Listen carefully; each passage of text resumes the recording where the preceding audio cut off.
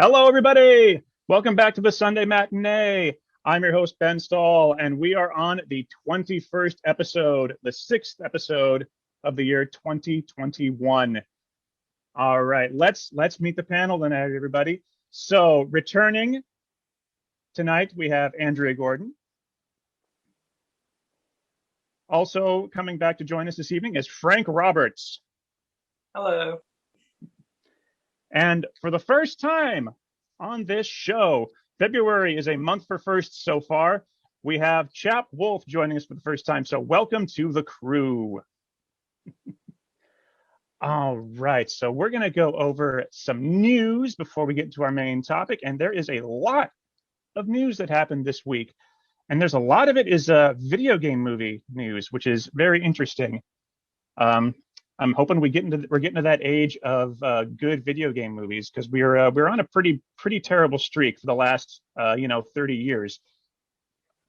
So first off, Jamie Lee Curtis and Jack Black have joined the cast of the Borderlands film as Patricia Tannis and as Claptrap, respectively. And that casting, if any of you out there know what Borderlands is, I think that casting is just perfect.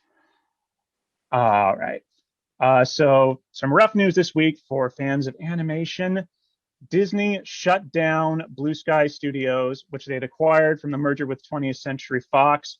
This is the studio that's responsible for the Ice Age films, Robots, the Peanuts movie, the Rio films, and so many more. And honestly, it is a shame because apart from Disney Animation, Pixar, and DreamWorks, Blue Sky was one of the only other animation studios out there that was releasing these big budget, fairly good quality films.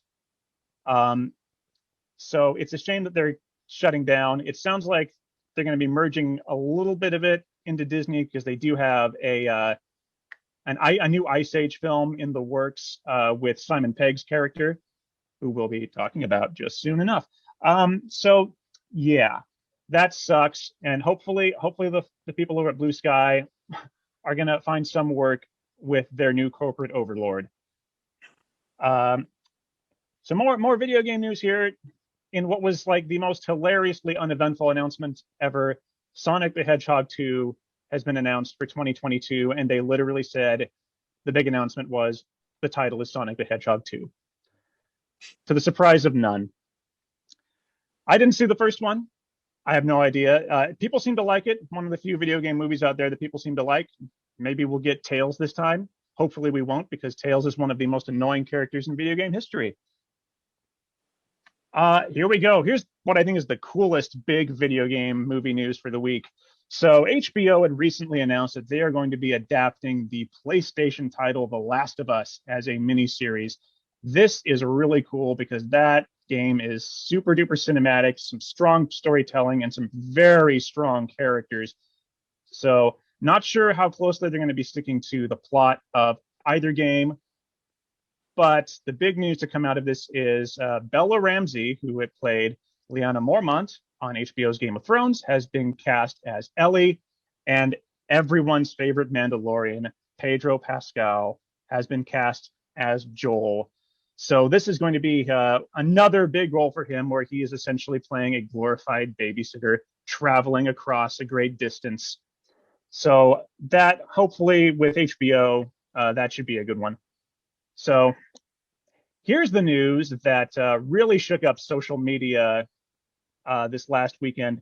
So Gina Carano was fired from The Mandalorian after some abhorrent tweets. And this is not the first time that she has done this.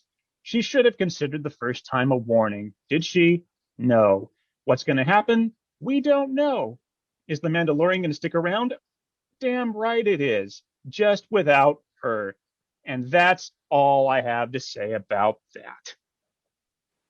All right. So, in slightly unhappy news, even though I think this show made it a pretty good ways, Brooklyn Nine-Nine is finally coming to an end with season 8, a 10-episode season, which actually had been delayed. It was originally set to start sometime in the first quarter of the year, but given everything that's been going on this last year, with Black Lives Matter and protests against police violence, they actually took their first batch of scripts aside and said, we really need to refocus what this story is going to be about. And so we're not going to be getting Brooklyn Nine-Nine until probably sometime in the second half of the year. But I think it's the right move, all things considered. And I look forward to seeing what they've got. It's one of my favorite shows of this last decade, and I know we've got a couple fans of the show here on the panel as well. So, yeah, nice. So, hopefully, it's going to be a good send off in the same vein as Parks and Rec or something like that. 8 seasons, pretty good, pretty good. All right, so fresh off of Godzilla vs. Kong, director Adam Wingard has been tapped to co-write and direct a sequel. I just find this so funny. A sequel to Face Off, the 1997 action film starring John Travolta and Nicolas Cage, in which Cage plays a criminal who gets caught, but John Travolta is the cop who has to switch faces with him so he can get some information undercover. And of course, everything goes completely wrong, and Nicolas Cage does exactly what you expect of him in a Nicolas Cage film. Why we're getting a sequel to this movie at this time, I have no idea. I don't think it's such a beloved film that we need to be going down that route again. And also the fact that it's a sequel and not a reboot. So Nicolas Cage, spoiler alert, died in that movie. So is it going to be John Travolta switching faces with someone else? Do we want that? No, I don't think we want that. No, no one needs that. Anyway, moving on to less ridiculous news. So on the Marvel side of things, I'm pretty sure I'm going to botch this pronunciation, but I tried to look it up. Zawe Ashton has been cast as the main villain in Captain Marvel 2. Now, that doesn't sound like a big bit of news, but considering we've had no news about Captain Marvel 2 in like forever, we don't even have a release date yet for this one. That's pretty significant. So glad to know that they're still thinking about Captain Marvel when it's probably still 2 or 3 years away. All right, and moving on to some more news here. Donald Glover and Phoebe Waller-Bridge are going to star and co-write, sort of co-create a Mr. and Mrs. Smith series for Amazon. That is a pretty cool team up. I'm not going to lie. I didn't see the original. It didn't really interest me, but then again, that was back in the day when I didn't care about Brad Pitt and Angelina Jolie. I know, chap, I know. It was a ridiculous looking action movie. I didn't care. But yeah, these are two very fun actors, and writers. So I'm looking forward to seeing what they can deliver. So finally, yesterday morning, that's right, yesterday morning, the Justice League trailer dropped on Valentine's Day. What a perfect day to drop the trailer for Zack Snyder's Justice League cut. Did anyone else watch it besides me? Yep. Frank? Yep. Okay. I was nonplussed. My interest in this film is basically exactly where it has been, which is I'm curious to see how it's different. But other than that, I don't expect it to be much better. Frank, what did you think? Yeah, no, I don't expect it to be much better either, but I don't know why, but when watching the trailer, I was like, I'll go it again. I'll try again. I'll do it. Even though Zack Snyder in an interview that I read said that it's going to be 4 hours long, I will sit through it just so I can say, yeah, still bad. Chap, what did you think? Well, I loved the use of all the new imagery in it. And I'm kind of along the same vein where I'm like, well, this was already an incoherent movie. Let's see how another 2 hours helps it. And see if it makes it any better. Yep. And I really hope they fix the mustache. Like, actually, like, do a good job with the mustache. If one thing. One thing. All right. And I don't know. If he thought that throwing in that little clip of the Joker was going to impress me, he was incredibly wrong. Um, still not too thrilled with Jared Leto's Joker. All right. So that is a lot of news. But hey, guess what? We have three really cool movies to talk about today. Now, why is that? Well, yesterday, Sunday, was Valentine's Day. We usually record on Sundays. And for those of us who want something to celebrate other than Valentine's Day on February 14th, it also happens to be Simon Pegg's birthday. So I thought this year, why not do an episode about his, honestly, for what I consider his most beloved series of films, his most beloved roles, which is the Cornetto Trilogy, his collaboration with Edgar Wright and Nick Frost. So, what is the Cornetto Trilogy? Well, like I just said, it is a wonderful collaboration with Nick Frost and Edgar Wright. And here's the deal: what's a trilogy? Well, a trilogy is a trio of books or films or what have you that are typically unified by a story or characters. However, the Cornetto Trilogy is not unified by a single story or any characters. It just has these actors, two in particular who appear in all three, and a few others who appear in various degrees in each film. What sort of brings them together more is, well, actually, that's a question that I'll be asking in just a minute. But yeah, it's different from, we'll say, The Lord of the Rings, which is like the perfect example of a trilogy that's unified by story, as those can be watched back to back to back with a perfect through line.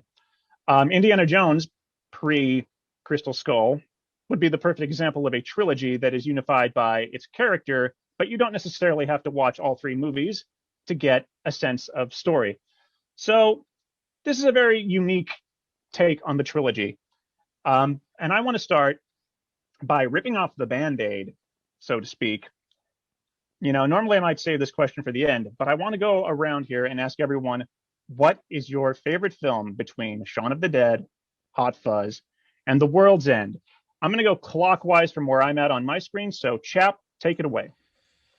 Ooh, I've been torn by this question. But I think I've landed on Hot Fuzz.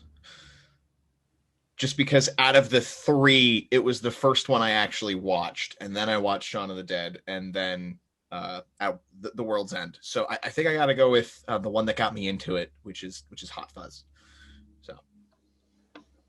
All right, Frank, you're up next. Yeah, I agree. Hot Fuzz for me as well. The first time I watched Hot Fuzz, I didn't actually like it. I think I was a little too young to get it. And I was like, okay, well, about an hour and a half in, they finally get to the action stuff that's fun. But the comedy and like the rest of the film completely flew over my head. But upon being able to actually appreciate it for what it was, I find I laugh throughout the entire film and I love it every single time I watch it. So definitely Hot Fuzz for me. All right, Andrea, what say you? Well, I was also going to say Hot Fuzz. I unfortunately have had the displeasure of of only seeing The World's End only once. I've only seen World's End once. But I do remember a lot of it. So, I mean, I'm God in the mind. But I remember, speaking of tangents, Ben, I'm about to go on one. So, my father and I we're very close. And we go on pub crawls a lot. Like, we'll take pub crawls on weekends because we don't work or whatever. And so my dad heard about the movie World's End, because if you don't know, it's about them taking the whole pub crawl mile. And he saw it, and that was the first of the Cornetto trilogy that he saw. And I told him about the Cornetto trilogy, and I said, it's actually part of a trilogy, not in the trilogy sense that you're thinking of. And I showed him the other two movies, and he did not like either of the other two. He only likes World's End. So I thought it was rather unfortunate that I couldn't get my dad to like the other movies, but he really, really likes World's End. But for me personally, that was my tangent. I also like Hot Fuzz. Honestly, for the same reason Chap does, because it was the first one that I saw. And I thought it was really, really violent at first. I mean, I still do, and I'm not into super gory things. But after a while, I was like, this is pretty much just for comedic effect, and I really like it, and it got me into the whole trilogy thing, and now I watch Hot Fuzz constantly. So sorry for the tangent. Never apologize for a tangent on this show. If we go completely off the rails, the good news is I can edit things out. I'm not going to edit that out. It was nice. So I had a feeling this was going to happen. So I'm going to tell everyone first off. So I set a poll on Twitter and I asked people on Facebook, and everyone says Hot Fuzz. So far, so good. Everyone, we all seem to be on the same page. Before I reveal mine, I'm going to just talk a little bit about a few things here. So Shaun of the Dead on IMDb has a user rating of 7.9 out of 10. Pretty good. Hot Fuzz has a 7.8 out of 10. So those two seem to be at about the same level. And The World's End has a 7 out of 10. So definitely the outlier of these three films. And that, my friends, is very upsetting because I think The World's End is the best film in this trilogy. I was very lucky to see Shaun of the Dead first, not in the theater. My cousin got it on Christmas Day. We watched it on Christmas Day at home on what I would now consider to be an ancient, 14-inch screen.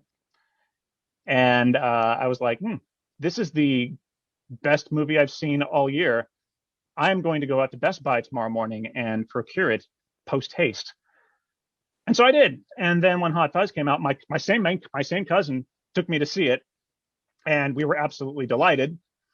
Unfortunately, it wasn't in theaters very long, so I only caught it once.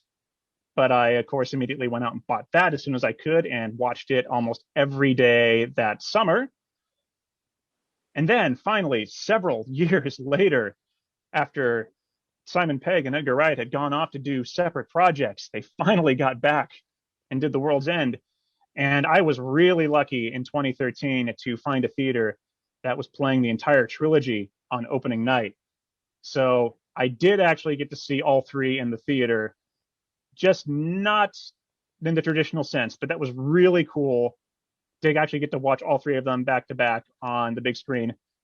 I've never done that with Lord of the Rings. I've never done that with Star Wars. I've never done any of those crazy, 20 plus Marvel marathons that they do every time a new Avengers comes out. I was very lucky to catch all three of them. And The World's End is just my favorite because it feels like the most like mature of Edgar Wright's craft. Like he's learned so much, and the script is just the most complex, and the characters are a little bit more three-dimensional than they are in past films. But that's not to say that the characters in the past two films aren't three-dimensional. They're actually very, very well written. So I ended up seeing World's End like 4 more times in the theater. So that was a fun way to end the summer of 2013. So now that we know that I'm the weird one among society, let's talk about how do Simon Pegg and Edgar Wright create a trilogy without that unifying story or characters? Well, part of it is with theme, part of it is with cinematography. There's going to be a lot of repetition of gags across these three films. And strangely enough, it does feel like even though Simon Pegg is not playing the same character, there is a sort of arc that he as an actor takes across all three films. So I'll be very interested to talk about that in a bit.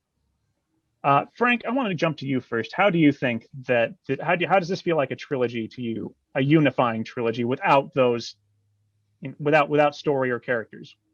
I don't know. It's a perplexing question, especially considering that Edgar Wright himself was sort of joked about it, and then all of a sudden just sort of took his own joke seriously and made a trilogy out of what he just kind of off the cuff seemed to say one day.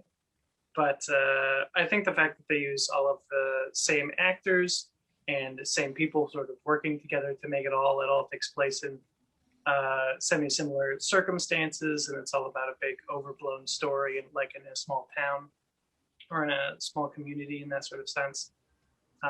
Yeah, it's a little hard to sort of pin down exactly what unifies them all together and makes them feel like a sort of full trilogy.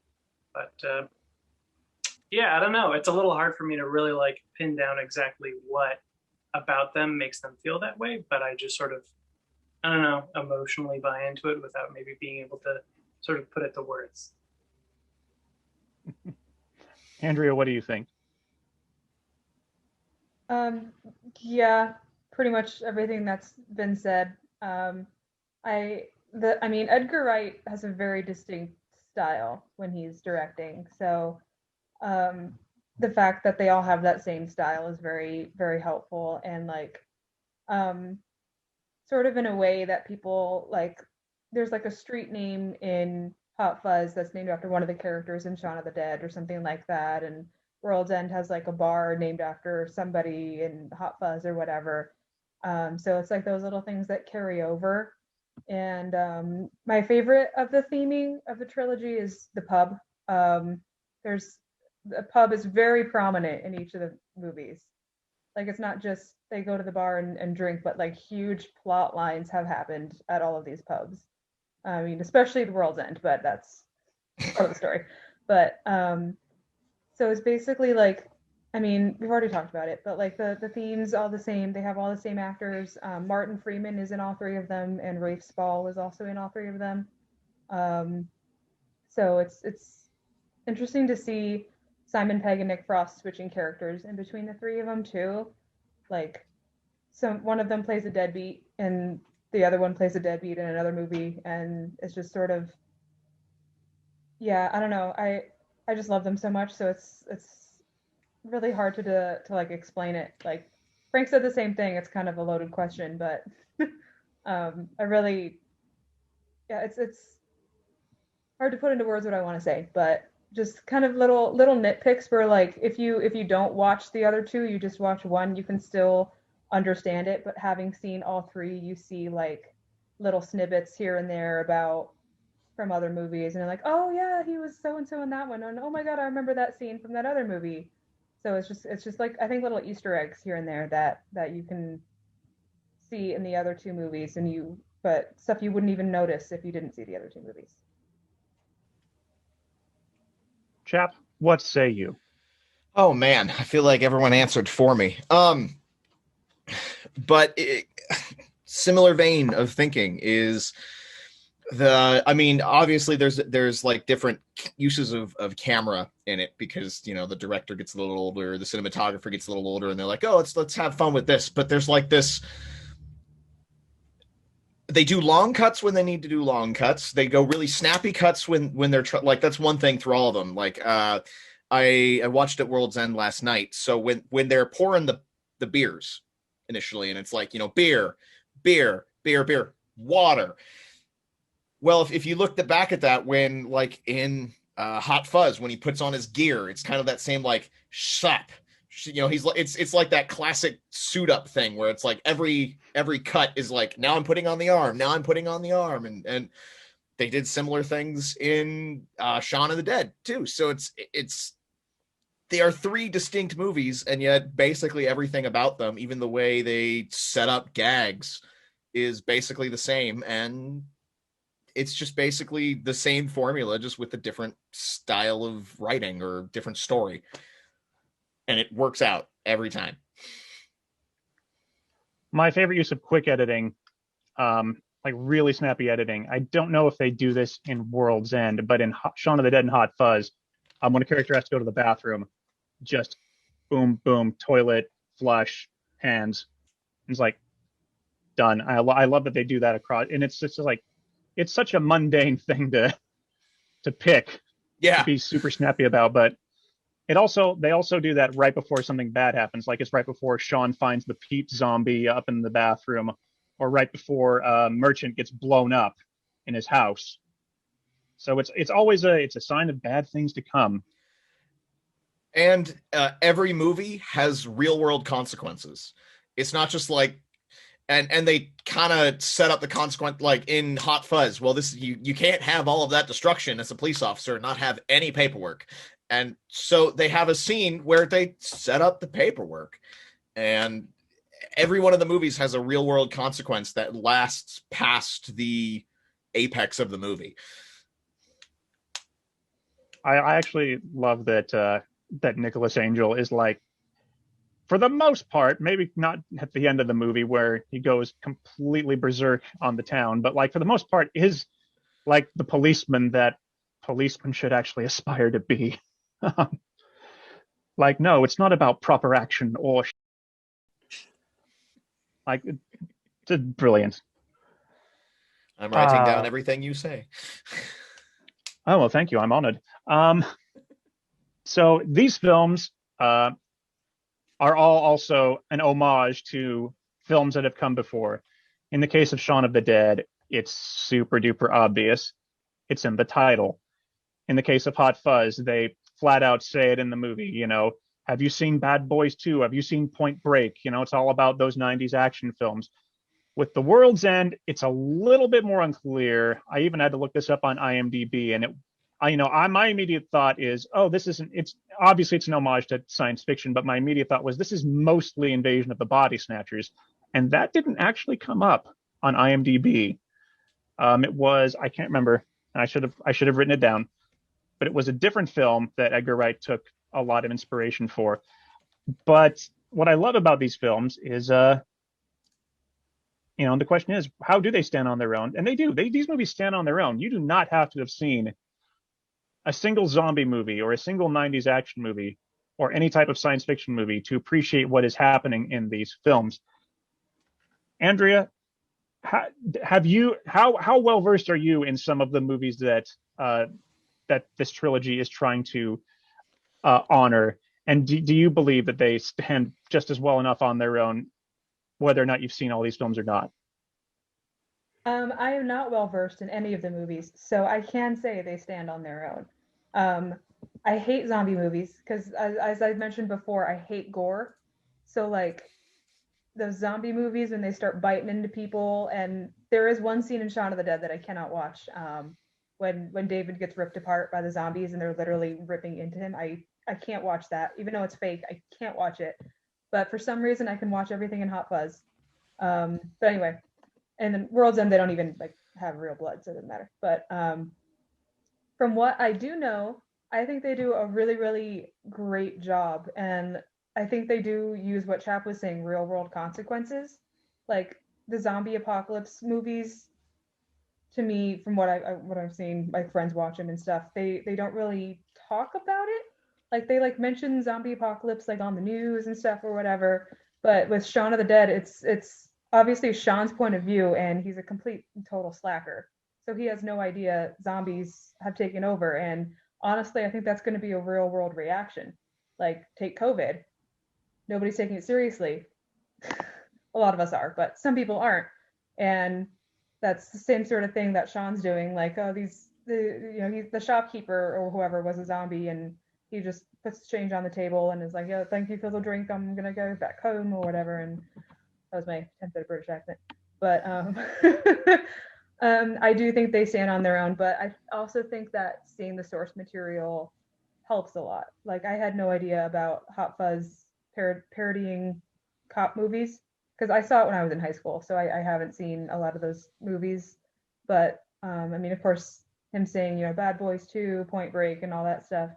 And then, like Ben, I'd look it up on IMDb, but apparently a lot of cops are named Nicholas, and a lot of cops are named Andy, which is why the two Andys are there, and Nicholas Angel. Maybe it's just British, but that's what it said. And they had like pretty much every cop cliche in that movie, which I also think was really funny. Like the inspector being in on it the whole time, and that's not one killer; it's all of everybody's a killer, and like all that stuff. Yeah, I'm spoiling everything, but I mean, it's what we're all about.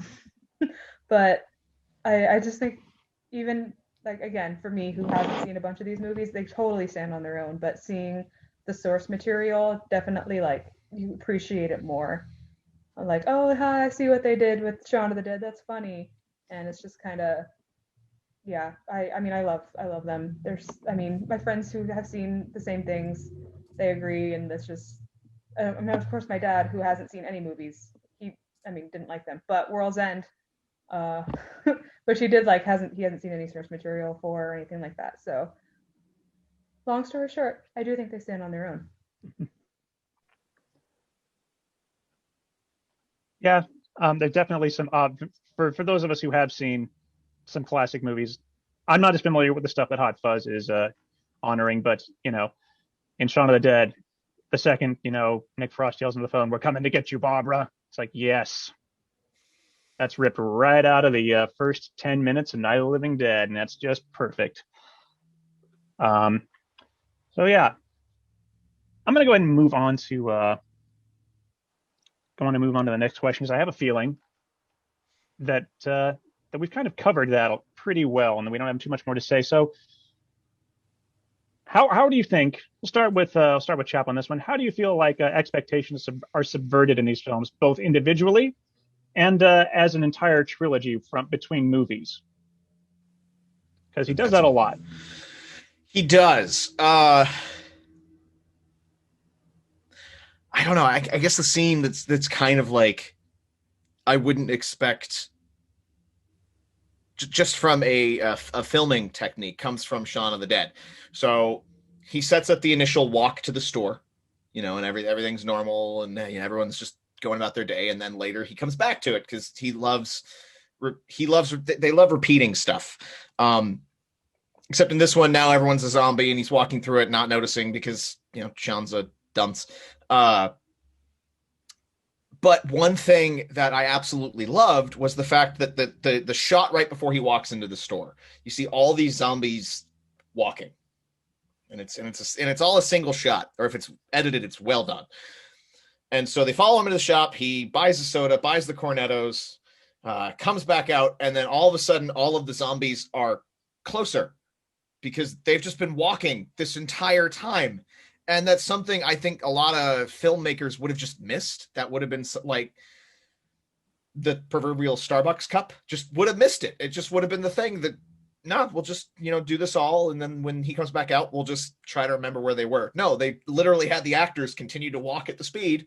And then when he came out, they're 30 feet closer. And just little things like that. As far as storyline, I don't know. It's just always a character you don't think has any care to grow, always seems to grow at the end and cares more, which is just good story writing. So, Frank, same question. Oh, yeah, I guess more along a storyline. I feel like all the films sort of like subvert their tropes really well, and that in Shaun of the Dead, you've got this zombie movie, and zombie movies are frequently very apocalyptic, but life sort of goes on. Sort of my favorite sequence in Shaun of the Dead is at the end when he's flipping back through channels, and you've got like the Jerry Springer thing where it's like, I love him. I know he's a zombie, but I can't leave him. And he's got Ed in the shed, and you've got the trolley guy just sort of like redelivering carts, and sort of humanity carries on even after the zombie apocalypse. And Hot Fuzz, you've got him sort of setting up, it happens more early in the film, but you've got him setting up this sort of like Chinatown-esque, like giant conspiracy theory land deal thing that he's coming to them with. And he's like, this is why you've been killing everyone. And they're like, no, it's much more superfluous than all that. We just don't like these people, so we gruesomely murder them. And then in World's End, you've got the network at the end just being like, fine, whatever. I suddenly don't care anymore. Goodbye. And leaving. And I honestly think that in each of those films and throughout the trilogy, I just think that that subversion of the genre and sort of going past all of the genres that he's working on in this comedic style really serves the comedy of each film, as well as sort of brings sort of a new light to looking at the genre individually. Andrea, your turn. Well, sorry I took up all the time on the last question. I feel bad now. It's all your fault. It's all your fault. I know. I don't even know how to answer this question. I don't really know what subverted means because I'm an idiot, but I'm going to talk about my favorite scenes in the movies because that's what they did. But I like the okay, well, first of all, the soundtracks to each of the movies. I like how each movie has its own, well, theme, yes, but like soundtrack. Like Shaun of the Dead was very rock and roll. Like we had like Queen and like all that stuff that they were playing, and then Hot Fuzz has the little like small town like folksy sound. And I don't remember what World's End had, but it like they each had their own soundtrack. So I think that's kind of interesting, and I really like that. But it's all the same. Like every like sorry, every like musicians they had were all like British, and like so it all fits with their world and stuff like that. So I like that it pulls through on each one. Each one has a different one, but it's all kind of the same. Like that's what it is. And I like the scene in Shaun of the Dead where they're hitting the zombies with the records. Um, and the scene, it's I think that's the same scene where the girl's in the yard and they're like, "Oh my God, she's so drunk," and they're taking selfies with her, and I don't know, and then like 5 minutes later, like, "Oh my God, the zombies" or whatever. So sorry, I missed that, but yeah, I mean the soundtracks. Well, before I talk about some of my bits on that question, I do want to go back because I actually remembered there is a film that Hot Fuzz is an homage to that a lot of people don't necessarily think about, and it does it in an absolutely perfect way. So Tom Weaver, the Neighborhood Watch Alliance in that film, is played by Edward Woodward. Now, Edward Woodward in the 70s, I think it was 73 or 74, was the detective in the original Wicker Man.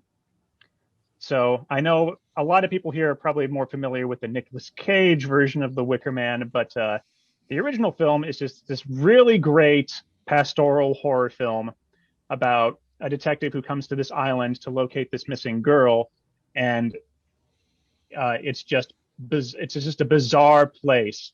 It's a little too comfortable, but strange things are happening, and it turns out the whole time that the little girl was okay, and they were just luring him to the island to sacrifice him to the Wicker Man so that they would have a good harvest.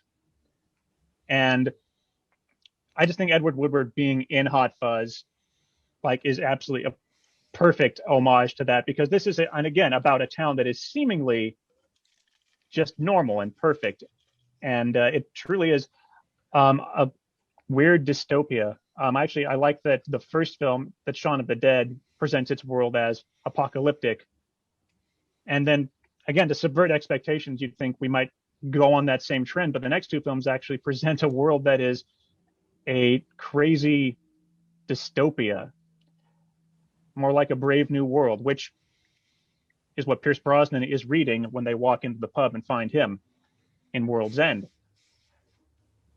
And oof, I think Edgar Wright was maybe a little bit ahead of his time with these dystopias, particularly with Hot Fuzz, a town where a bunch of well-to-do white people are keeping their town perfect by killing all the poor people who show up and all the people they don't want to be there. It's the worst HOA ever. Yeah.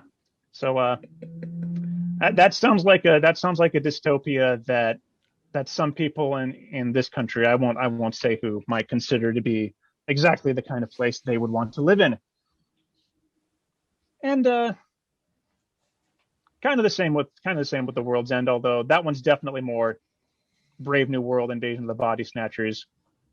We created a perfect world by erasing human emotion, which is, yeah, we got some bad shit we got to sort out, but we can't take the good away with it too. But one of my favorite ways that Edgar Wright and Simon Pegg subvert expectations with these scripts is in Hot Fuzz. You're kind of led to believe at the beginning of the film, because Nicholas Angel has had a relationship with someone on the job, that this movie may be about him getting together maybe with PC Doris Thatcher. But really, the romance of this movie is one of the great bromances of all time. And they definitely kind of tease that in that scene where Danny shows Nicholas the big vault of films where it's like, are they going to kiss? It's like, nope, they're not. They're going to watch Point Break. And honestly, my favorite subversion of expectations across all three films is by the time you get to The World's End, you absolutely expect that Simon Pegg is going to be playing the straight-laced normal person and Nick Frost is going to be the drunken loser. And they completely pull the rug out from under you on that one. And I love that Pegg got to do a complete 180 with what we expected for him, and even more so with Nick Frost, because Nick Frost just plays normal so very well. And it's kind of it's just great. I love the way they do that. So now that we've talked about subverting expectations, we're going to talk about foreshadowing and repetition, both in terms of what it brings to the comedy and the storytelling. Chap, what are some of your favorite? We've actually already talked about some of these things, but what are some of your favorite uses of repetition for either storytelling or for comedy? Well, this one's not even for comedy. But in Shaun of the Dead, I think one of the saddest lines comes from the mother, and it's I didn't want to be a bother, because like it's I mean they of course use it for like all the comedy bits, and they do the classic tropes, the camera scene that I did before where it's like, how could he not be noticing that everything is going to shit? But his mom in Shaun of the Dead, the first one was like, well, for the stepfather, well, why didn't you call the doctor? Oh, I didn't want to be a bother. So the stepfather, of course, dies and becomes a zombie, and ironically gets locked up in his favorite Jag. But then later in the bar, the mother gets bit, and she's like, why didn't you tell us? Oh, I didn't want to be a bother. And then she dies. And so even setting up that line to be used again by her for her adds that, oh, she didn't want to be a bother, and now she's going to die. Really? Really been with the finger. I had an itch. Right.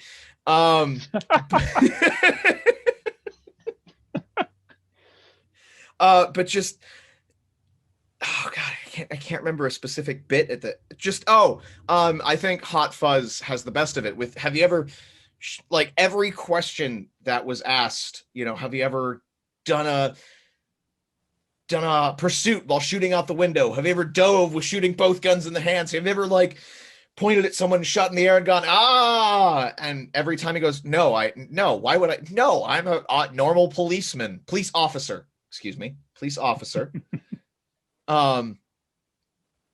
Don't call them the Force either. It's a traffic collision. But they do everything in there. So they're telling you, we're going to do this, and we're going to do this, and we're going to do that, and we're going to do that. And you're like, wait, how did we get here at the same time? But they drop everything they're going to do in the first act of the movie. And then in act 2 and 3, they go, oh, we told you we were going to do it. So here you go. Andrea, what are your favorite uses of foreshadowing and or repetition? Well, I said it. Oh my God, excuse me. At the beginning, but my favorite repetition is the pub. Just because on a personal level, pubs are great. But again, the plot, there's huge plot points in each pub in each movie. I mean, there's several in World's End, but like that's where all the evidence happens, and not evidence, sorry, action happens, and characterizations and all that stuff happens in pubs. And I was actually going to say what Chap said about them saying everything in Hot Fuzz and then it coming true later. And if you actually listen to the Andys, everything they say comes true, except for Nicholas being the murderer. But, they're like, everybody in their mums is packing around here. And it's true. Literally everybody was packing in the town. And like who? Farmers. Who else? Farmers' moms. Both the farmer and his mom were packing. But that sort of like I want to say literal foreshadowing. Like they literally tell you it's gonna happen, and then it does. So that, I mean, what Chap said about Hot Fuzz, and then for me the pub with repetition, like all the like, you know, the discussions happening in the pubs at Hot Fuzz were I mean the fight scene also where they figure out stuff, and then Shaun of the Dead when they get to the pub and that's when all the zombies attack, and yeah, so pubs, and then of course literal foreshadowing, literal speaking about it. Frank, what are your favorites? My favorite piece of foreshadowing, and I don't know if it's can even be called foreshadowing, but I absolutely love the opening sequence in Shaun of the Dead, where you just have all of the extras, even though they're not zombies, just going about their lives and walking through the town, doing like their weird little zombie dance in the alleyways. It's so delightful to just be like, oh, these people are already dead inside. Cool. It'll be fine then when everything just completely goes wrong. As far as repetition, yeah, I was gonna say, obviously we all paid a lot of attention to Hot Fuzz, but yeah, literally everything in Hot Fuzz happens twice. Like every single thing happens twice in that movie, and it's delightful. Like Andrea, I've only seen World's End one time. I watched it for the first time 2 days ago for this, but so I'm sure there's a ton of repetition in that film, but I'm not able to bring it out. But yeah, no, it's insane. These films are so rewatchable because they do everything multiple times and they set up everything, and it's so packed in with detail and so well crafted in that regard. Well, I was gonna say something, sorry, about Hot Fuzz. The two twins that run the like they're like the front desk person. They read two different books, but it's the same author with a different pen name. It's just a little Easter egg. I don't know if you guys knew that, but it's the same. Yeah, so it's the same actor, obviously playing the two roles, but they're both reading a book, two different books, and the same author wrote both books, but it's a different name because they used a pen name for one of the books and not the other one. Okay, I'm moving on. I love that character. Nobody tells me nothing. Oh, and like the use of repetition again. Like I kind of mentioned this at the beginning with the for comedy's sake, the World's End, the filling up of all the glasses. It's all the quick cut of, you know, handle beer, handle beer, handle beer, handle beer, water. So my favorites are actually both in The World's End. And Frank, you talked about how the entire opening sequence of Shaun of the Dead, you know, shows how everyone's just sort of lifeless at their jobs. And speaking of which, as someone who used to work at a Marshall's, I can say that, yes, that is exactly what it is like. You have no soul there. But The World's End, the entire opening sequence of The World's End, where Gary King is describing the pub crawl beforehand, basically happens exactly the same way, where Oliver drops out at the same pub, Peter drops out at about the same time. From then on out, it's all new because, you know, they actually finished the pub crawl this time around. But essentially, yeah, everyone drops out and people meet and hook up in the same places as they did on that night in high school. My favorite use of foreshadowing is also in The World's End, and I had to screen cap this one from IMDb because it's just so perfect. It's something to look at now when you watch The World's End. So I'm going to read this one quote word for word from IMDb. Each of the names of the 12 pubs featured foreshadows events that take place there. The first pub they visit is the first post. The interior of the Old Familiar is exactly the same as the first post. Gary King is finally recognized as the band teenager in The Famous Cock. They work together during a fight at The Cross Hands. All of the guys are acting like they are happy except Gary, which is reflected in the sign for The Good Companion, which shows 4 sad masks and 1 happy one. The drug dealer, Reverend Green, is met in The Trusted Servant. The bitchy twins are met in The Two-Headed Dog. At the Mermaid, The characters are tempted to their downfall by beautiful women. The characters fight. Oh, and it should be noted too that the sign on that one, it's three mermaids, two blonde. Is it two blondes and a redhead? Yeah, two blondes and a redhead. The marmalade sandwich. The characters fight off swarms of enemies at the Beehive. At the King's Head, Gary makes a last stand and decides to continue his journey without anyone else's help.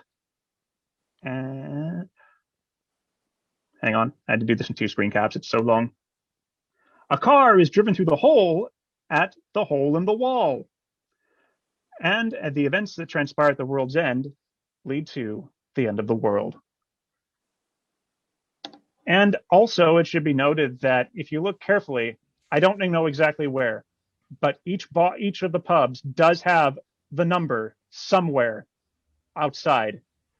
So I think that's a good one to look for. And then, of course, there's actually the last bar, the Rising Sun, which we get to at the very end of the world's end, and that's probably my favorite ending of all 3 of those movies. Oh. It was a giant. Honestly, it was a D&D group. They even had a bard. Well, like that's also a perfect example of foreshadowing. In the very first pub, Andy says, it takes guts to walk into a bar and order a water, surrounded by a bunch of guys in war paint, which is exactly what Gary King does at the end of the movie. Oh my God, you're right. Not only 1 water, he orders 5 waters, please. And I also read that his stance in that final shot, and now that I know it, I can see it, is the exact same stance that Aragorn takes in The Return of the King as he's charging the Black Gate. Oh dear Lord. So yeah, he's the king. I thought that sword looked familiar. Yep. They spend so much time doing Star Wars gags, and they finally throw in a Lord of the Rings one there at the end. Oh. Let's talk about Simon Pegg across these films, his evolution, because I think not only do the scripts become, more mature in the way that they're written. He's obviously mastering his craft. Simon Pegg is also mastering his craft as he goes from Sean to Nicholas Angel to Gary King. Frank, I know you've only seen the world, and Henry have only seen The World's End once. But Frank, what do you think about that arc across 3 films for him? Yeah, the thing that strikes me about it is that it not only makes an arc of he's sort of moving from archetype to archetype, but it's also sort of traveling with his age as well throughout all the films. Shaun of the Dead's the first one, and he's sort of like a younger kind of slacker, loser type guy who's just sort of not really finding his way in the world. Whereas Nicholas Angel is more of like the driven sort of person who has like a sort of a real career behind them, and then they're thrown into a different situation. And then Gary King is sort of the burnout, done absolutely nothing with his entire life, 40-year-old washout. And it's, I think it's really interesting the way that it changes throughout as well as with his age as well.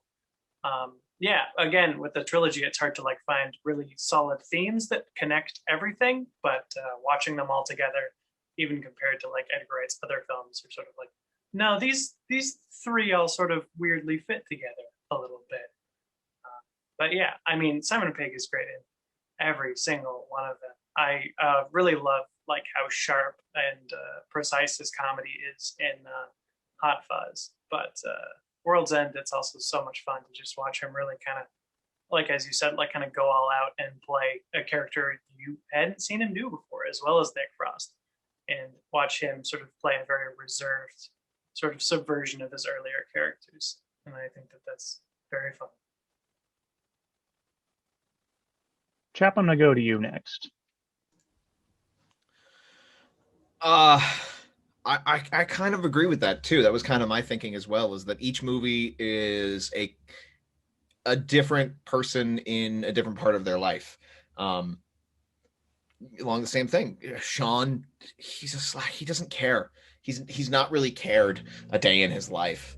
And that's reflected in the fact that the world is literally falling down around him. And even when he flips through the TV channels, and each TV channel is telling how bad the zombie apocalypse is, he doesn't even notice it, because why would you? And then the next one is a person who's so good at their job that they get sent away because you're making everyone else look bad, and this is London and we can't look bad. And so even he's driven. So even in a town that's supposed to be it's a non-promotion promotion. We're promoting you to sergeant of this quiet little town over here that has no problems whatsoever. Good luck finding anything to do. Well, he uncovers probably the worst serial killer group London or England has ever known. And then in World's End, he's the high school quarterback that never really moved out of town, sort of thing, but with drugs and, not necessarily good at sports. But he's the guy that's trying to relive glory days and somehow ends up destroying the entire world, which I think all of us should hope never happens. But he's great because every character is real, and not just bad boys tropey. Like every trope they use is to serve the purpose of the characters. They're more character movies than they are action movies. So. All right, and Andrea, how do you feel about Simon Pegg's transition film after film? I literally have nothing different to say than what the gentlemen have already said. I also think that Nick Frost's characters kind of do the same thing.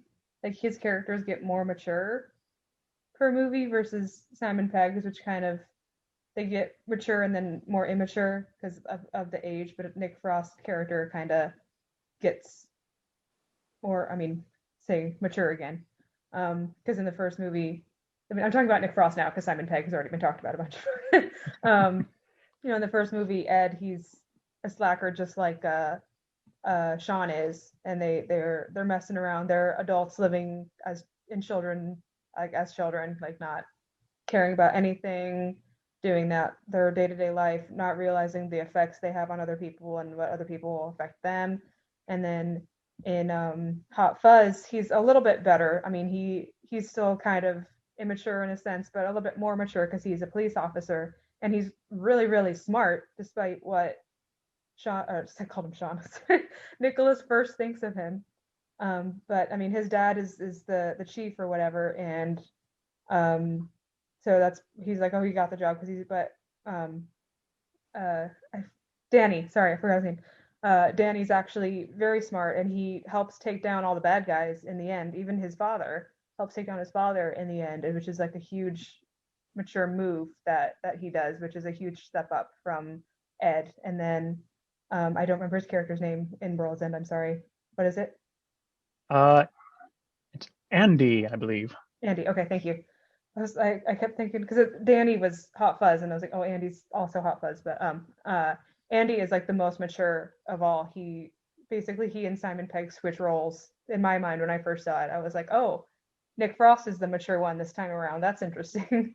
But it's a really good transition, I think, for both of them to play off of each other in that sense. Like the first one, they were very buddy, and the second one, they're like complete opposites, and then the third one, they're also complete opposites, but they're like long time friends, complete opposites. So it's just kind of interesting to see that transition, not only with Simon Pegg but also with Nick Frost. So I think that they're both portrayed very, very well. And that's a good point too about Danny. I think he is a lot smarter than we're led to believe, and a lot of that has more to do with the fact that he has been living under that same illusion that everyone has been living under in that particular village. And for him to see the light for the first time is finally like, oh my God, oof, he is not Judge Judy and executioner. But I particularly, I like I like how we're talking about with Pegg being with Sean being a slacker and doing a complete 180 from someone who doesn't care about his job or pretty much anyone to someone who cares about people but cares too much more about his job to a point that it's detrimental to all of his relationships. Don't forget his peace lily. Oh, he does love that peace lily. But he, despite the fact that he is, playing these, despite the fact he's playing, a smart, competent character in Hot Fuzz, he does share that in common with Sean and with Gary King, in that they both behave in such a way that they don't really care about other people and their relationships with other people. They only care about their own personal goals, or lack thereof, if you're Sean. Shoot, what was I going to say? Oh, I think his character evolution or just performance evolution is also just apparent in one of the trilogy's best gags, which is hopping over the fence. You've got Sean who gives it his best and fails, and it's partly because the fence is against him. I would say Sean doesn't fail. The fence fails. He would have cleared it. We'd like to think he would. He may not have, but he definitely did a better job than Gary. But then you have Nicholas Angel, who can clear 10 fences in 10 seconds. And then my favorite one, of course, Gary, who just can't even get his head over the top of the fence, and it just collapses underneath him. It's just sort of the perfect visual representation of all three characters across the film, and one of the perfect gags across all three films that unites them as a trilogy. Oh. So we've talked a lot about these three films. Let's talk a bit about, since this was a Simon Pegg birthday thing, what are some of our favorite non-Cornetto Simon Pegg characters? Because there are a lot. He has made his mark in several major franchises over the years. Andrea, what are some of your favorite Simon Pegg roles? Well, I'm gonna go right off the bat and say Scotty in the Star Trek movies. Everybody's nodding, so I'm glad you agree. I think he. I think we were all kind of unsure with Star Trek when the 2009 one when it first was announced. I'm not a Trekkie. I don't know anybody who's a Trekkie, but I've heard I know one Trekkie. Chap's raising his hand. From the community that it was very iffy. They're like a little prequel to Kirk, like Kirk's life before Enterprise. I don't know about that, but I really enjoyed it. Again, I'm not a Trekkie, but I enjoyed all the movies. Into Darkness was something else, but I thought that everybody was cast very, very, very well, and Simon Pegg being one of those people. Scotty is kind of a goofy guy. He's very smart, of course. He's an engineer, but Simon Pegg kind of brought his Simon Peggness to Scotty. When I heard he was going to play Scotty, I was sold immediately. But I know his wife is from Scotland, so his accent was pretty good. So I really like him as Scotty, and he really hits the nail on the head in all of the Star Trek movies. He saves the day in Into Darkness, which is pretty great. But that was my favorite part of that movie because it's really the only good part. But that's for another discussion. And a fun role that not a lot of people know about. There is I don't want to say a small studio, they're a pretty big studio, called Leica. They're based in Oregon, and they do stop motion. They did Coraline and Kubo and the Two Strings, and they did a movie called The Box Trolls, which is actually one of my favorite movies. And Simon Pegg has a very bit part in that movie, and I did not even know that it was him until I saw the credits.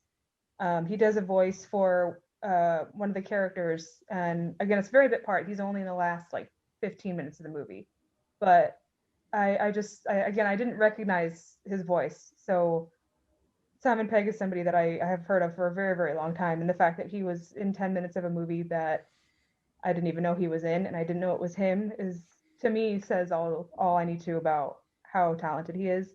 And I don't know why it's one of my favorite roles of his. Maybe because it's such a goofy role. I don't want to spoil that movie, so I won't. But it's a very fun role that he has. It's also very Simon Peggy, but Peggy and Peggy.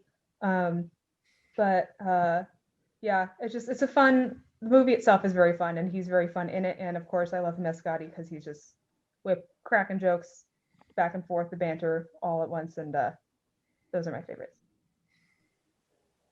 I can almost always guarantee, Andrea, when you're on the show that we're going to talk about like at some point, and that makes me very happy.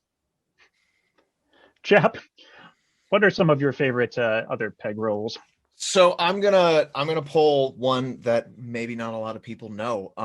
He did a movie, and I have it up on IMDb now. I could probably give a little bit more on it, but it's a movie. He did a movie? What? Smart ass. He did a movie called Absolutely Anything. And I don't know if anyone here has seen that movie. Oh, it's a gem. I know. Okay. It's Monty Python, right? Basically, it's kind of very Monty Python. All of like your Monty Python core characters, they do more voice acting than like actual acting. But in what they captured, they actually did a very good job of getting like John Cleese's movements and everything like that. But so basically, what happens is Absolutely Anything, and this is coming straight off of IMDb, is a group of eccentric aliens confers a human being with the power to do absolutely anything as an experiment. And so basically all of this power is put into his hand, and so he can literally do anything. And it's Robin Williams is in it. He actually voices the sidekick character, which is who is try not to give away too much, a talking dog that Simon Pegg makes talk. But basically he goes the power to do absolutely anything is taken absolutely literally. So there's a point in the movie where, and this might even be a reference to Shaun of the Dead, but he goes, bring everybody back to life.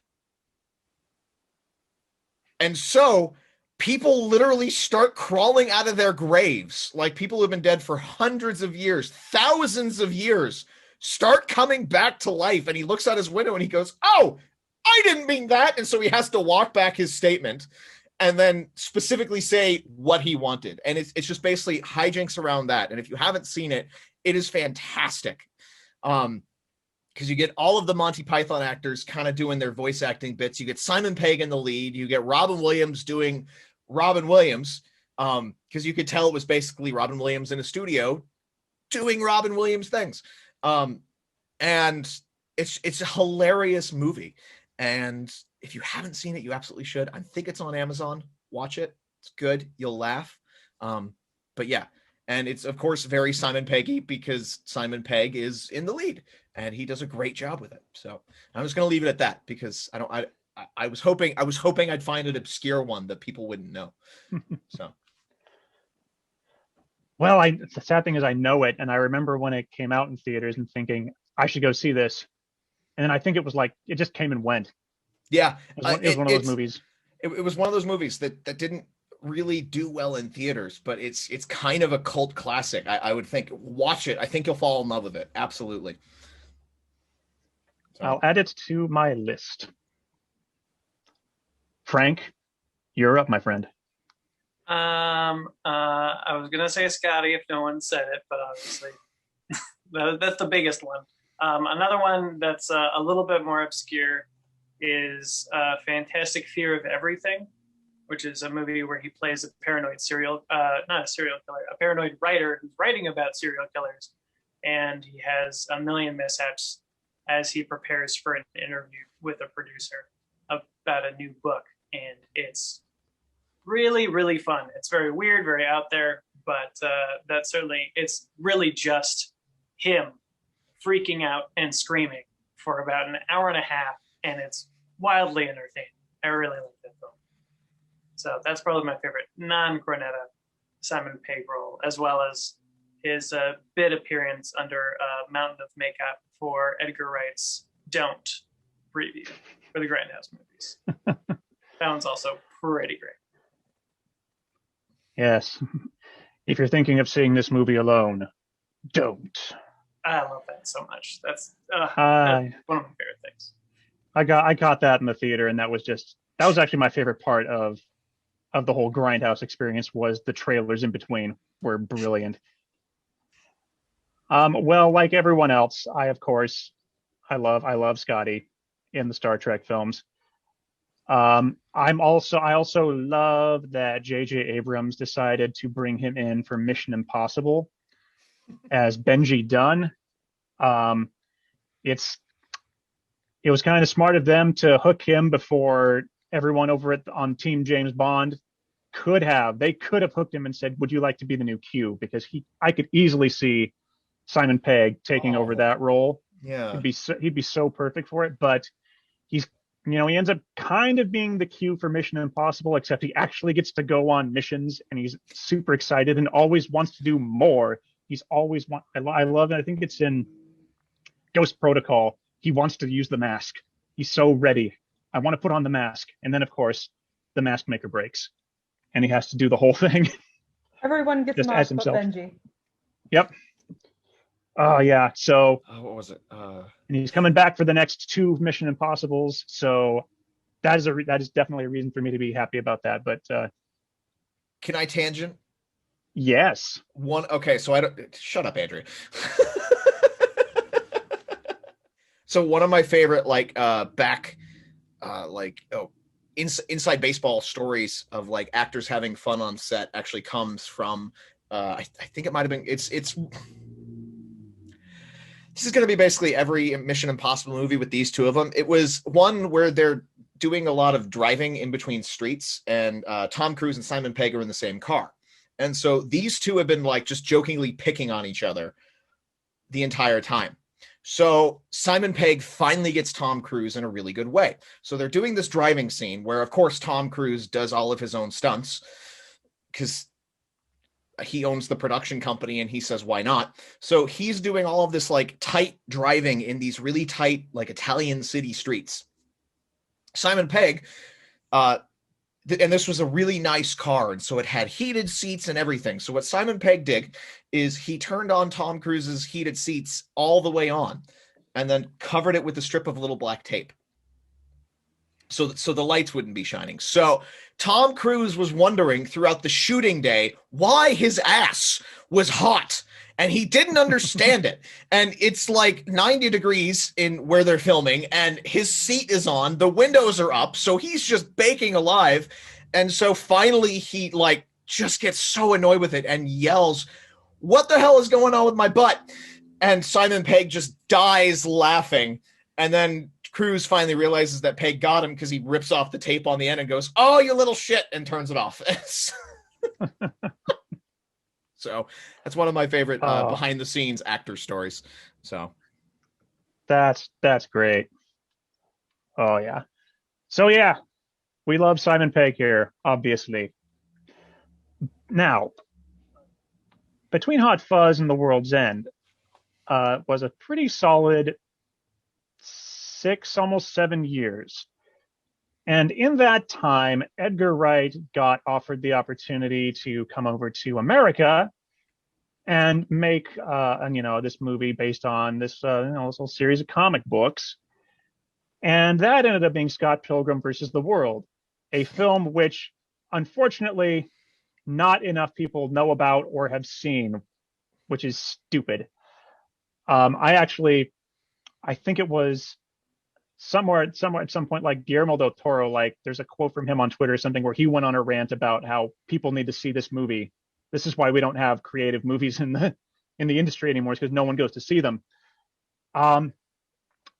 And also in between this period, Simon Pegg and Nick Frost went over to America and made a film called Paul, about a road trip with an alien who was voiced by Seth Rogen. And originally, Edgar Wright was set to direct Paul, but his scheduling with Scott Pilgrim meant he couldn't. And I'm kind of glad that ended up being the case, because that could have been the end of the trilogy. That could have been it. And I'm glad that that's not how it worked out, because The World's End, I like Paul, but without Edgar Wright at the helm, it's not the same. But I think that both films gave all three of these people an experience that they brought to The World's End, that made them all the better for it. Frank, have you seen both or one of these films? I've seen Scott Pilgrim. I never checked out Paul. All right. But So I'll ask you about Scott Pilgrim then. Do you think that that Edgar Wright's experience on Scott Pilgrim gave him anything to take into The World's End?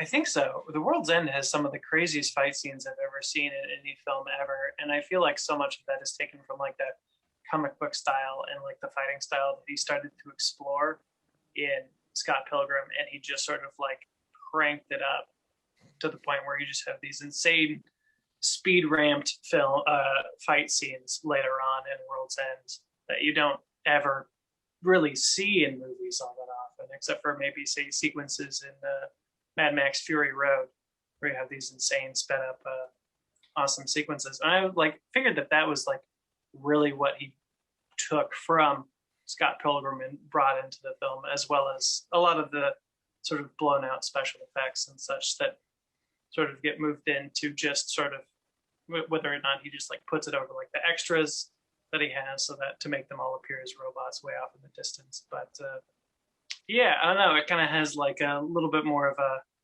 Hollywood veneer to it or something. I don't know how to really describe it, because he's got a really sharp sense of style throughout all of his films. But I feel like there's something in Scott Pilgrim, something about how crazy it is, that sort of was brought to The World's End as well. Now, Andrea, I know that you've seen Scott Pilgrim. Have you seen Paul? And what do you think that they were able to carry over from one or both of these films? So, those of you out there who don't know me, Scott Pilgrim versus the World is my favorite movie of all time. It's by no means like a movie you think of when you think of like groundbreaking movies, but I'm still bummed to this day that it did not get an Oscar for special effects. That is all I'm going to say on that. Pretty much touching on what Frank said. The fight scenes in World's End were pretty great. And the just like, I don't know how to describe it, like the pop culture factor. That's not a term, but like Scott Pilgrim was very like pop culture-y, but we don't really know when it takes place. But I'm assuming, I mean, obviously present day, but how far in the present, I don't know. But the other two films kind of had their thing too. Like, I mean, obviously everything takes place in the present, but I think World's End brought in like modern technology with like these extraterrestrial robots. Like, They're not robots. It's really hard to convey what I'm trying to say. Aliens, whatever they were. Sorry. Do you know what the definition of robot is? It's been a while since I've seen it, chap. It means slave. Anyway, see, now I'm embarrassed. I don't want to talk about it anymore. Sorry. No, I was pulling off of the movie. I apologize. It's been a while since I've seen it. I'm sorry. It's okay. But like the other villains in the other movies were human. I mean, zombies aren't human, but they're from humans. And like kind of just, I don't know. It's really hard to express what I'm trying to say. Not that these extraterrestrials are you know, he would do that anyway, but I think like there's so many pop culture references in Scott Pilgrim, and I think that doing that movie kind of helped him Americanize it a little bit, World's End, because I think it just again, this is a personal experience. My dad really likes that movie, but he doesn't like the other two. So there's something about that movie, besides the pub crawls, that brings in a different audience than the other two. And I think working in America maybe helped him gauge an American audience understanding with like Americanizing certain things. I know I'm making it extra confusing. Ben, feel free to edit this, but like that's Click. what my thoughts on it are, and that's just the Americanization of British things and what British people think American people would like. I think working on Scott Pilgrim helped him with that, and of course what Frank said about the fighting. Okay, I will not waste any more of your time.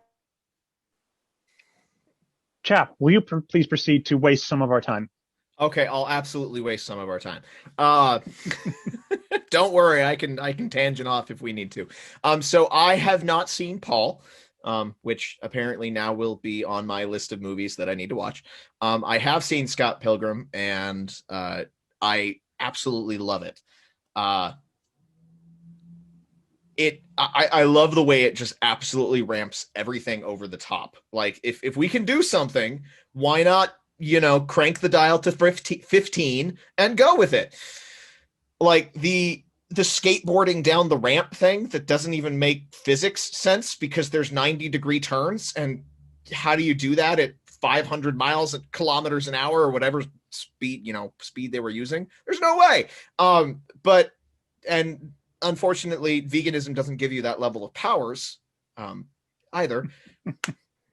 But just basically taking everything over the top, and I absolutely love that. And I felt that went directly into The World's End because, and I do have a little tidbit about the fighting too, since everyone talked about fighting. I'll get to that as well. But they took everything over the top as well, even to like the age of the Beast, the car. It's like, yeah, it's the same car, well, except for the engine and this and that and the doors and the windows and the trunk. The boot's different, and that's different. Yeah, but it's exactly the same car. Well, you've replaced every part in the car. It's no longer the same car. But yeah, I think what kind of, to Andrea's point, going along with it, it Americanized the film.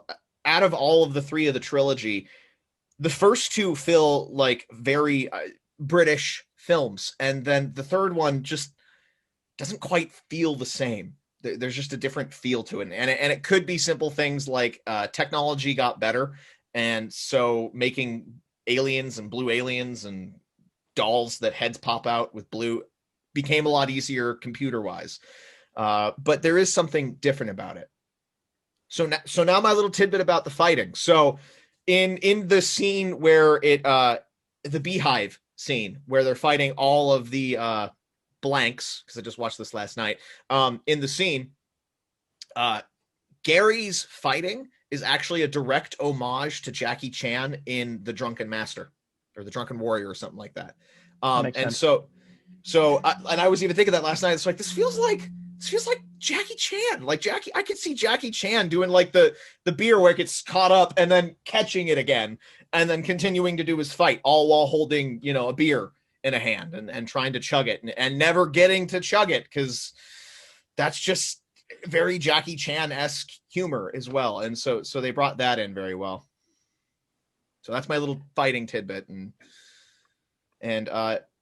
the other bit was, dear God, the woman with the arm legs, the twins, was just insane that they actually got that to work and land as, oh no, this could legitimately happen.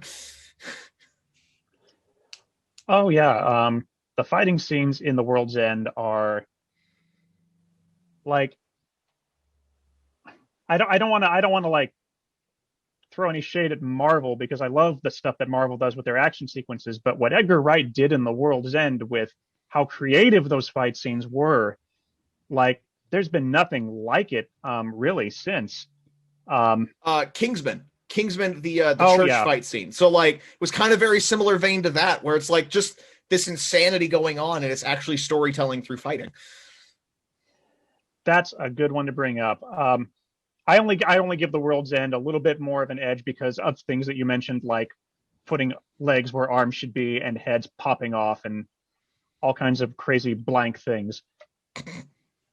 All the blue ink. Shoot, I had something. What was I going to say?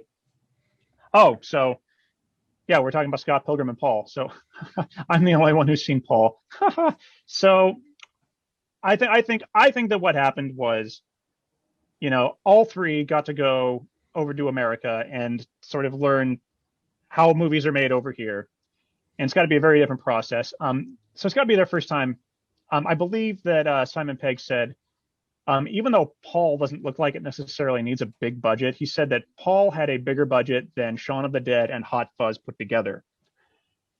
So, and Scott Pilgrim had to have had a bigger budget than at least either one of Hot Fuzz and Shaun of the Dead, just for the effects and all the fight choreography that happened in that movie. So it really gave them firsthand experience working on big budget films. And in the case of, and actually in both cases, they finally got to work with a stronger ensemble in Scott Pilgrim and in Paul. Because Paul has, oh God, who's in Paul? Why am I blanking on his name? The lead from Arrested Development. Jason Bateman. Yep, Jason Bateman's in it. Bill Hader, Joe Latrulio, Kristen Wiig. It's got this great cast and a couple of wonderful surprise cameos in it. And Hot Fuzz and Shaun of the Dead have these great ensembles, but like the core characters in World's End really feel like a team, more so than you'd get in the other films. And I think that that also kind of came out of Scott Pilgrim, with you have the list of evil exes and all of the kooky side characters in that film. You have Scott's sister, and so I think they learned a lot just of how to make a big budget film, and that's a huge part of what they brought back to The World's End. And absolutely the fighting, for sure. Scott Pilgrim gave Edgar Wright a sense of space and timing and choreography that they never really explored in Hot Fuzz or Shaun, because those films were about, lumbering zombies or guns, lots and lots of guns. And there's nothing in those films that is quite as extraordinary as Nick Frost wailing on blanks with bar stools. So I think that Scott Pilgrim and Paul were definitely integral in completing the trilogy without being a part of the trilogy. And I definitely do recommend Paul. I think it's not as fun. Pegg wrote the script, and I think Pegg and Frost wrote the script for that one together. So it's definitely got their humor, but without that same sort of structure and style that Edgar Wright ultimately brings to the film. And I don't need to tell you guys to see Scott Pilgrim, but if you haven't, you should go watch it. Jeez, everyone needs to see that movie. All right. So, the last question before we jump into final thoughts and trivia: if Pegg and Wright were to collaborate on another film, what genre should they tackle next? Chap, what say you? So I've been trying to bounce this around, because I've been also trying to figure out what in the world is The World's End? Like, what is it copying? Because Shaun of the Dead is zombie movie, particularly Dawn of the Dead, and Hot Fuzz is cop movie, and World's End is a pub crawl.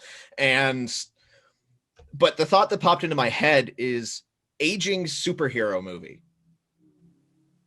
where Simon Pegg and everyone basically kind of like the burned out Justice League. Oh crap, we're saving the world again.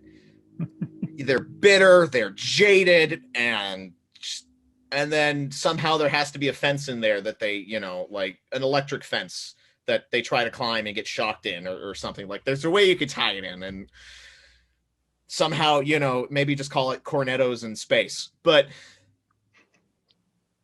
like, aging superhero movie is kind of where I would love to see them take their hand at it, because we've had so many like Justice League movies and Marvel movies and all of these superhero TV shows that we're all used to the trope at this point, and I'd love to see them take on the superhero tropes. Chap, if it hadn't already been made well before its time, I think Edgar Wright would be the perfect candidate, and Simon Pegg for Mystery Men. Agreed. Something like that. That's a good one. I did not think of that. Frank, what should they do next? God, no, I don't know. No, Jabba ate a great. No, I don't know. I have no clue, honestly. The thing is that they should, honestly, if they have some bug that they want to sort of, or some itch they want to scratch, something they really want to do, then that's what they should do. I'd love to see anything that they'd be interested in making. Yeah, no, I have no idea. Certainly nothing as good as that. That was a really good idea. As my dad would always say, a blind hog routes out an acorn every once in a while. Don't start with me, Andrea. Don't start with me, Andrea.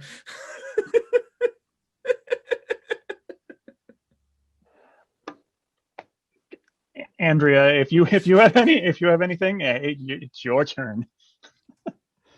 Well, first of all, chap, I have no idea what that means. And then I actually have two genres I would love to see them try out.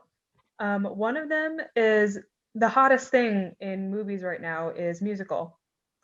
I saw Chap's face light up. It doesn't have to be like an original musical. I mean, I'd love to see an original musical, but maybe they don't have to. What I'm saying is they can base their musical on something, not Hamilton, but like, like something, Great Depression, whatever. But also an original musical would be great, just because I know Simon Pegg can sing. I've heard him, and I would love to hear Nick Frost sing. And honestly, I mean, that's all the rage right now is musicals, that they're everywhere. They're everywhere now. So we're talking like the Buffy musical of the Cornetto Trilogy? No. Okay. We're talking like the Hamilton of the Cornetto Trilogy. Okay. So In the Heights is Shaun of the Dead. Hamilton is Hot Fuzz. So we need World's End for a musical. But just to see, I don't know how they would do it. I don't know how it would work, but why not a musical? Everyone else is doing it. And my second genre I'd love to see them do is just like straight up Indiana Jones. To do like Simon Pegg is Indy and Nick Frost is generic sidekick. Or maybe he's even Karen Allen. Like that could work. Maybe make Nick Frost the villain. Like, who knows? But I would love to see Edgar Wright take on Indiana Jones. I think based on obviously the ones he's done already, parodying and satirizing the other genres that he's already satirized, I would love to see him do adventure. Just not necessarily Indiana Jones, but Lara Croft, excuse me. Indiana Jones, whatever, those sort of things. I just think that would be a really fun one for him to do. And I think he could pull it off. Maybe make that one the musical. Who knows? Now you got me thinking that if he were to go the Indiana Jones route, he should have, Pegg playing the sort of the Indiana Jones type character, and maybe bring back either Jessica Hines from Shaun of the Dead and Spaced, which is the TV series that they did before Shaun of the Dead, or Rosamund Pike from World's End, and be like the Lara Croft female adventurer who he has to compete with. For the gamer in me to sneak in a little some Uncharted in there, that kind of, Nick Frost is the Sully character. There we go. Yeah. But given his style of editing, you're absolutely right. A musical is right up his alley. It would be the most tightly edited musical of all time. But I think they've teased it enough times in all of their movies with random references. It's time for Edgar Wright to do his Star Wars. And I know Simon Pegg has technically already been in a Star Wars film, but it's time for us to see Simon Pegg in Star Wars out of makeup. Wait, did he even have makeup, or was that a motion capture character? I don't remember. I think the face was motion capture, but he wore most of the suit, if I recall correctly. But I don't know. So, For those of you who don't know what I'm talking about, he was Unkar Plot in The Force Awakens. So, one half portion. So, of course, J.J. Abrams would do that to him. So, yeah, yay. Does anyone have any final thoughts before we jump into trivia?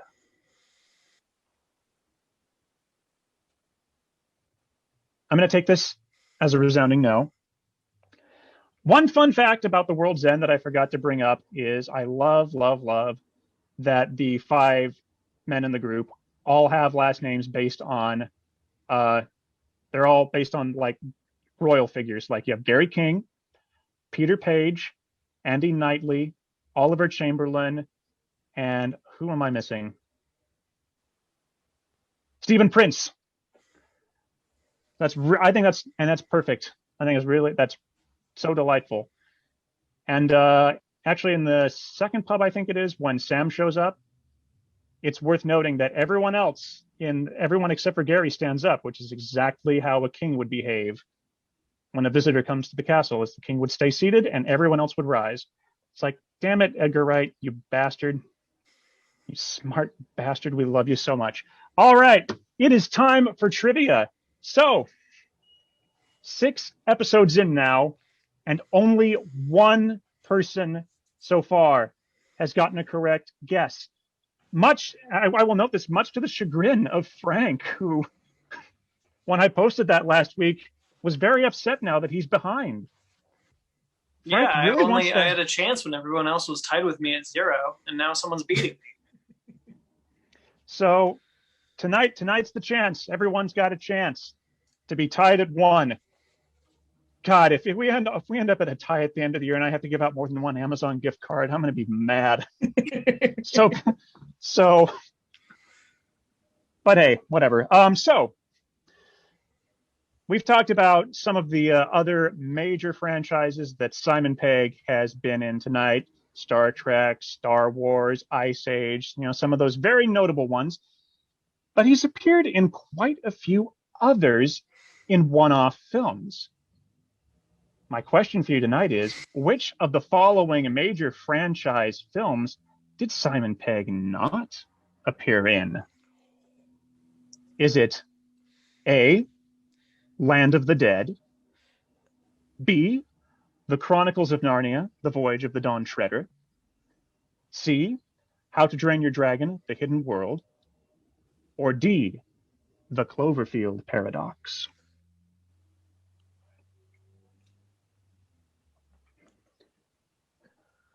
I don't even know what Land of the Dead is, so I'm. Land of the Dead is the 4th film in the George Romero Night of the Living Dead films. Oh, okay. So it's zombies. I'm guessing no one knows. So this is good. That didn't help, but it doesn't help. I'm gonna go with B. You're gonna go with B, The Chronicles of Narnia. Okay. Oh no, sorry, not Chronicles of Narnia. C then. How to Train Your Dragon. Okay. Shut up, Andrea.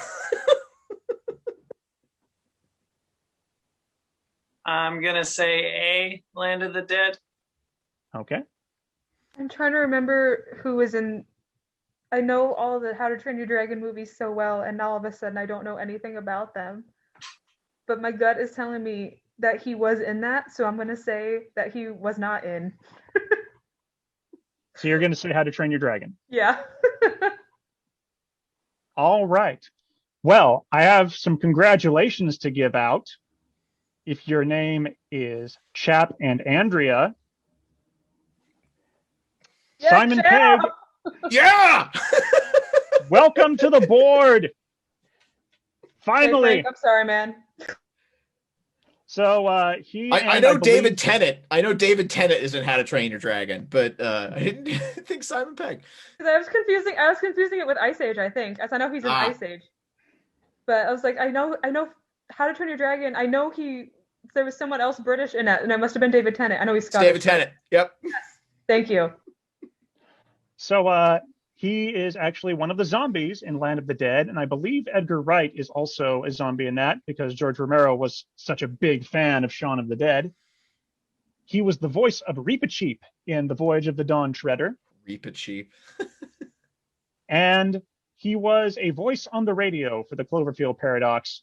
And I'm sure that he's only in that because J.J. Abrams was the producer. Do not see that film, not even for Simon Pegg. It is just not good. But yay! People are getting questions tonight. Woo! Woo! Frank, you can continue to be upset that you're behind now. I will. Don't worry. Sorry, Your time will Frank. come. I just No, guessed. it's cool. No, it's fine. Whatever. I guess too, and I'm not too sorry because this is my first episode, so I win. You know, that's actually what happened last week. Last week I had Sarah on the show, and she's been on the show like almost half of my episodes at this point. And I had Jalen Green join the cast for the first time last week, and he got it. And it's like, cool. So that wraps things up tonight. So remember to like and subscribe on the YouTube channel. Remember, you can find us on a blog at truthandfilm.wordpress.com. I swear at some point I'm going to get a review of Tenet and of Soul up on there. I swear. I just haven't been writing as much for the blog because of this. We're also on Facebook at facebook.com/truthandfilm and on Twitter at Sunday_matinee. So next week, taking the week off. I was supposed to be doing something very cool theatrically, but that got bumped back. So now I'm just on vacation and I'm not going to try and fill in that Sunday time slot with anything. But 2 weeks from tonight, or Sunday, whatever next time we record, we'll be doing an episode looking back at the career of Chadwick Boseman. And then the week after that is going to be the WandaVision spoiler cast. That'll finally be all wrapped up, and we can talk about what the hell they're doing. And then we're going to be doing a friggin' month of Godzilla and Kong, because holy crap, the first big movie of the year is finally coming out. And I never would have guessed that Godzilla versus Kong would be the first big movie of the year. So that's what we're doing. So thank you very much, Chap, Andrea, Frank, for joining me this evening to talk about what I described last week as one of the greatest trilogies ever made. I mean, let's be real. This century, we've had the Lord of the Rings, and we've had this, and that's about it. Every other trilogy that the Dragon trilogy's pretty good too. How to Train Your Dragon. And I guess we technically wrapped up the Toy Story trilogy, which is now a quadrilogy, so it doesn't count. So I'm rambling now. So thank you all for joining me tonight.